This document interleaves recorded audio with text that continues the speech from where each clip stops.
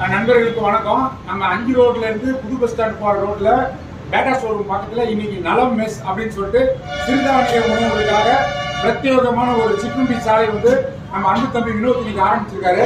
பாத்தீங்கன்னா என் கையில இருக்கிறது வந்து சாம பொங்கல், கருப்பு கவுனி அரிசியோடைய பாயசம், ரெண்டுமே சாப்பிட செம்ம டேஸ்டா இருந்தது.